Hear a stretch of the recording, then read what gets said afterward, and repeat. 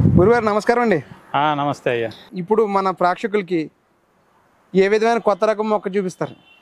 కొత్త రకమేం కాదు, పాత రకమే. సరే, కొత్త మొక్కను పరిచయం చేస్తారు. తెలిసిన వాళ్ళకైతే పాత రకం, తెలియని వాళ్ళకైతే కొత్త రకం. ఇది ఓకే. ఈ మూలికి దేనికి అంటే చూడండి, ఇది నల్ల ఉమ్మెత్తి తింటాం. దీన్ని దత్తూర అని కూడా కొంతమంది పిలుస్తుంటారు. ఉమ్మెత్తి చెట్టు ఇది. దీంట్లో నలుపు అనమాట. దీనికి నార్మల్ ఉమ్మెత్తికి దీనికి ఏం తేడా గురుగారు? ఈ కాండ మొత్తం నలిపే వస్తుంది. ఇది పువ్వ, కాండము, ఈ ఆకు, కాయలు ఉన్నాయి కదా, కాయలు చూడండి, ముండ్లు కూడా కొనాల్లో నలుపు వస్తుంది. ఇది నల్ల ఉమ్మెత్తి అంటారు. దీంట్లో 7 రకాలు ఉన్నాయండి. 1 దంతి, 2 దంతులు, 3 దంతులు, 4 దంతులు, 5 దంతులు అని 7 దంతుల వరకు ఉంటుంది. 6 ఉండదు, 4 ఉండదు. ఇక్కడ ఉండేది ఏమిటంటే 1, 2, 3, 5, 7 ఇలా 7 దంతుల వరకు పువ్వులో వస్తుంది. పువ్వులో పువ్వ, పువ్వులో పువ్వ, పువ్వులో పువ్వ ఇలా వస్తుంది. దీన్ని ఎందుకు వాడుకుంటామంటే వశీకరణం మీద చాలా ఎక్కువగా వాడుకుంటాం. జనాకర్షణ.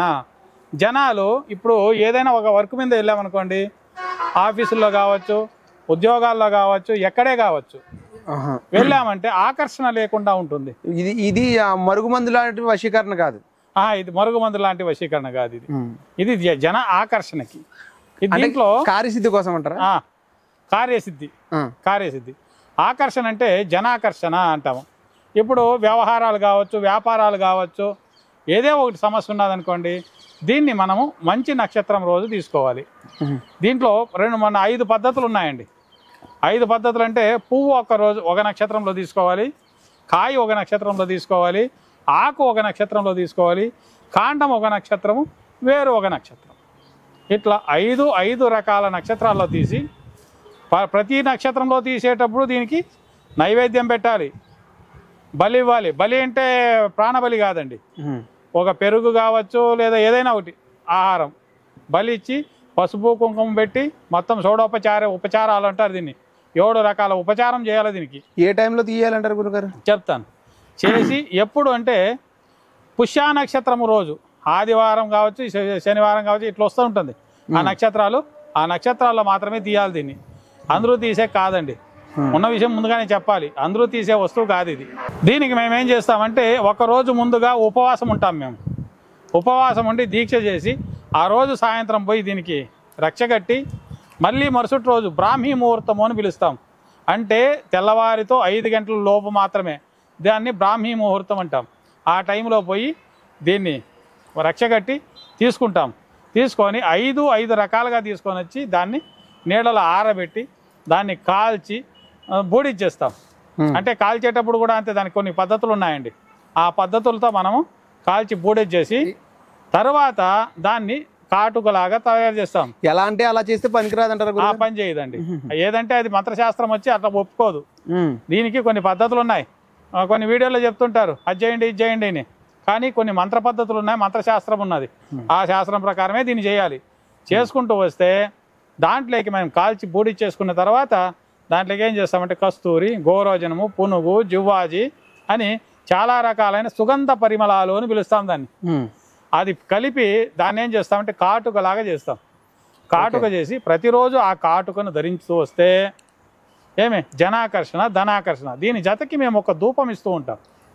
ఏది జనాకర్షణ జతకి ధూపం ఇస్తారు. ధనాకర్షణ అని పిలుస్తాం దాన్ని.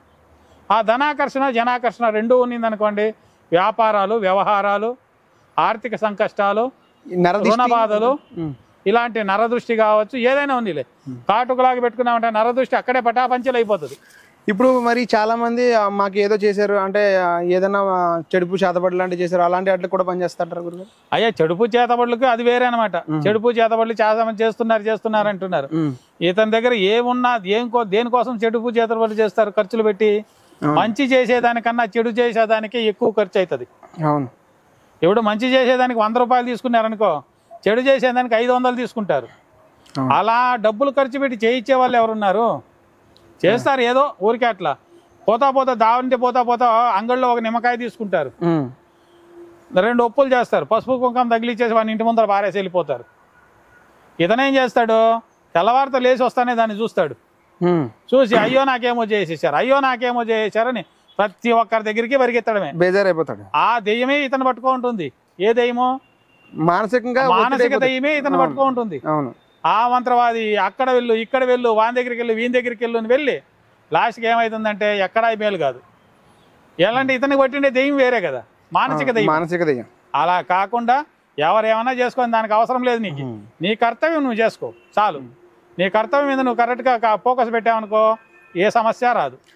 అలా చేసుకొని కూడా మీకు అనుకూలాలు కాలేదు, మీ సమస్యలు ఏమైనా దూరం కాలేదు, రుణ బాధలు తీరలేదు అనే వాళ్ళు ఎవరైనా ఉంటే మాత్రమే కింద వస్తున్న నెంబర్కి కాల్ చేస్తే ఈ ఒక తిలకము ధూపము 2 పంపిస్తాను. ఆ సమస్యల నుంచి పరిహారం చేసుకోవచ్చు అందుకే తెలియజేస్తున్నాను నేను.